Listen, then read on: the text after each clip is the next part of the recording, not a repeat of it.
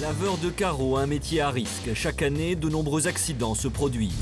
À New York, le destin de deux frères a basculé.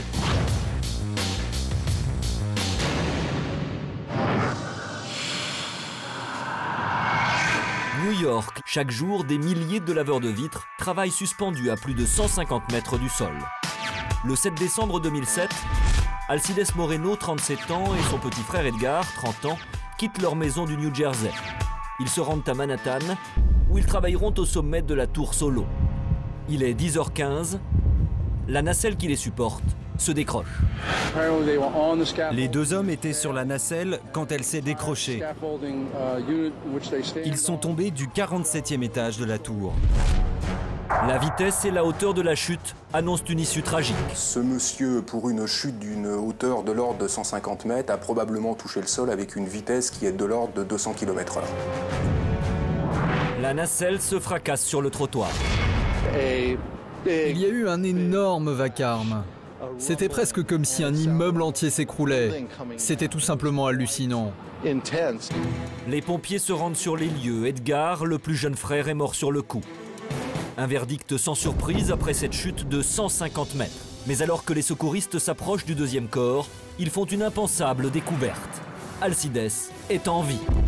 Les chances de survie de ce brave monsieur, statistiquement, c'est 0.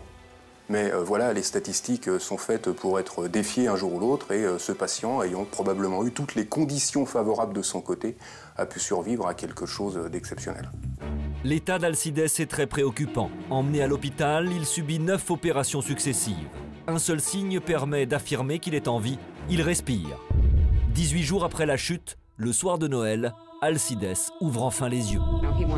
Il voulait toucher mon visage, mes cheveux. J'ai donc pris sa main et je l'ai guidé. Mais apparemment, il avait déjà essayé de faire ça avec l'infirmière. Toutes les personnes dans la chambre ont eu l'air de trouver ça drôle. Quand ils sont sortis, j'ai dit à Alcides, « Tu n'es pas censé faire cela, mon chéri. Tu dois seulement avoir envie de toucher ta femme, pas l'infirmière. » Alcides peut donc bouger, et ce n'est pas tout.